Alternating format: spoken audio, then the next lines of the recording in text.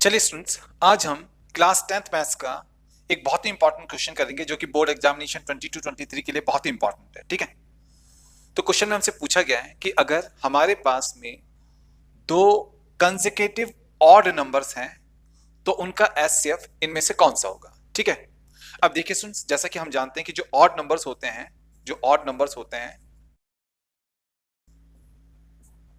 1, 3, 5, 7 and so on, जो भी number 2 से डिवाइड नहीं होते हैं वो ऑड नंबर्स होते हैं। ठीक है, तो हमारे जो ऑड नंबर्स होंगे वो होंगे 1, 3, 5, 7 एंड सो ऑन। ठीक है, अब हम इनमें से कोई भी दो कंसेक्यूटिव ऑड नंबर्स लेते हैं, तो यहां पर हम 3 एंड 5 को ले लेते हैं। ठीक है, तो यहां पर हमने ले लिया 3 एंड 5। आपने याद रखना है कि हमसे कहा गया है कि हमने दो कंसेक्यूटिव ऑड नंबर्स का एचसीएफ फाइंड आउट करना है, तो हम कोई भी दो कंसेक्यूटिव ऑड नंबर्स ले सकते हैं। ठीक है, तो हमने यहां पर 3 एंड 5 ले लिया। चलो हम ले लेते हैं 13 एंड 15, वो थोड़ा और अच्छा समझ में आ जाएगा ना।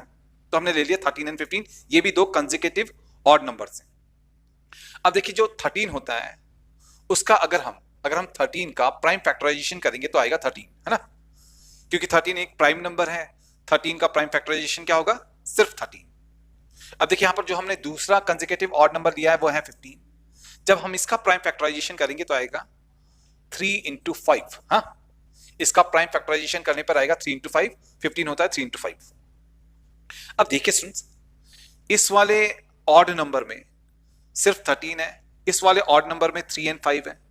इन दोनों ऑड नंबर्स के प्राइम फैक्टराइजेशन में कुछ भी कॉमन नहीं है ना। तो आपने याद रखना है कि जब भी आप दो कंसेक्यूटिव ऑड नंबर्स लोगे, उसका प्राइम फैक्टराइजेशन करोगे, तो आपको कुछ भी कॉमन नहीं मिलेगा, कोई भी कॉमन प्राइम फैक्टर नहीं मिलेगा। ठीक है, इस बात को आपने अच्छी तरीके से याद रखना है। तो इसी प्रकार से यहां पर भी हमें नहीं मिल रहा है। और जब भी दो नंबर्स के प्राइम फैक्टराइजेशन में कुछ भी कॉमन नहीं होता है तो उनका एचसीएफ होता है 1। ठीक है, तो उनका एचसीएफ कितना होता है? उनका एचसीएफ होता है 1।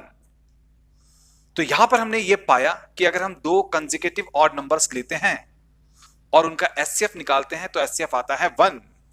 एंड ए ऑप्शन में भी हमें 1 गिवन है, तो हमारा जो ऑप्शन ए है ना, जो ऑप्शन ए हमारे पास में है जिसमें हमें 1 गिवन है, वो हमारा आंसर हो जाएगा।